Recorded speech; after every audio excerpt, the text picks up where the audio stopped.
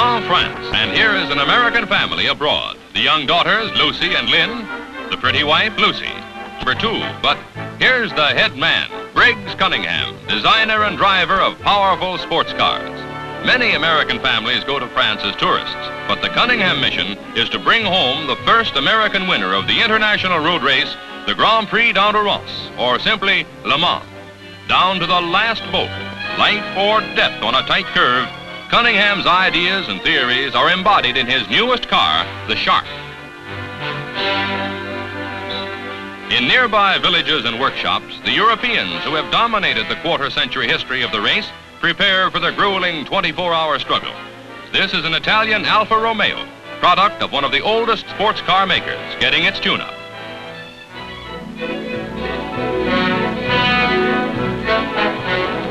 Tucked away on a farm, the Gordini headquarters confidently get their sleek French-made entry in shape. Harry Schell, an American, will be one of the 2 drivers of this entry. The Gordini is another 6-cylinder car with less power than the smooth simplicity is carried right through under the hood, where simplicity usually means reliability. Yet, on the other hand, compare it with one of the world's finest engines, the Italian Ferrari, a V12 power plant with 3 carburetors. Ready to go are the British Jaguars, 6 cylinders and 3.5 liters of might. Record breakers at Le Mans 2 years before, and the team to beat in this race.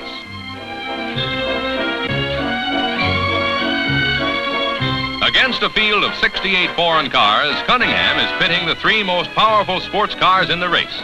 The Shark can develop 300 horsepower with its displacement of 5.5 liters.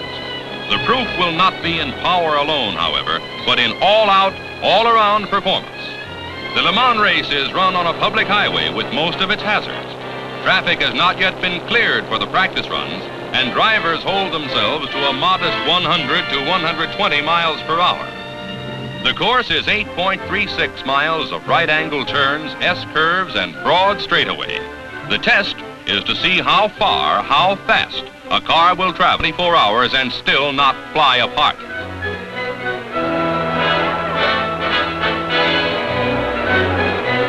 While the drivers learn the road, the men in the pits get their procedures down pat.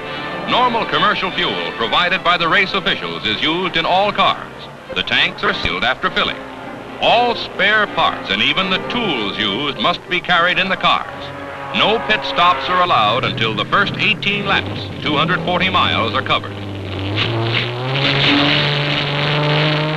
The high hopes of a man, a company, and perhaps of a new national industry ride in these cars. But they can all be dashed in an instant. This the end of a driver's career and a brand new Spanish car, the Pegaso. The field is down to 67. Now at 4 p.m., the day of the race, Cunningham and the others wait for the flag. It falls. Cunningham is late getting away, but the race is on, and from now on, it's a long 24-hour drive of wheel against wheel, man against man, and the French crowds love it. The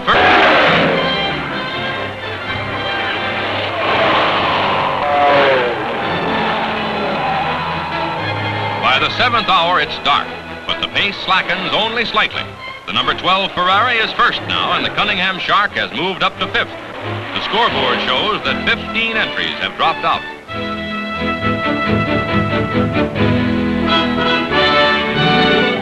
In the Cunningham pits, the tanks are filled and the mechanics work feverishly to change a tire.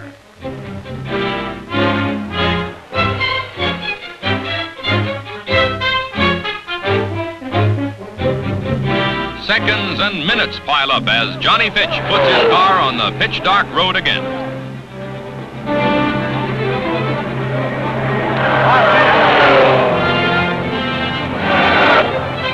A thick fog hampers but cannot slow the drivers as dawn creeps in.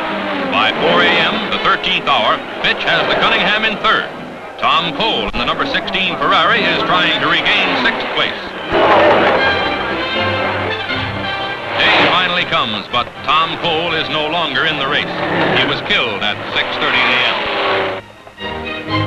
The previous record record for the course has been 96.669 miles per hour, set by a Mercedes-Benz in 1952. The leading Jaguar has been averaging a terrific 110. The pace is telling on the leaders. It is no longer a simple question of speed. It's now, how long can the cylinders, the crankshafts, the brake lines hold up? At the 17th hour, the Jaguar gets a tire change. 4 wheels, 4 minutes. The lineup is Jaguar, Ferrari, Jaguar, Cunningham.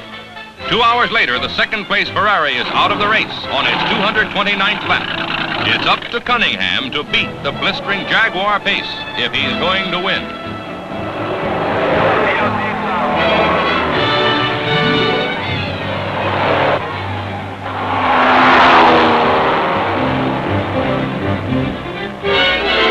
Cunningham has the power and speed, so has Jaguar. But in addition, disc brakes that increase roadability on the turns.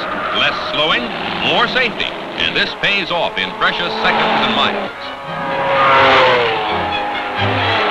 The number 18 Jaguar lapping Cunningham here is the winner. 24 hours and 2,540.3 miles from the start. The first Le Mans car to average more than 100 miles per hour.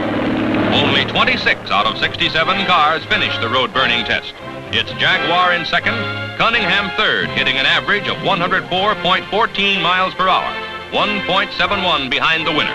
Jaguar took fourth, the number 15 Ferrari fifth.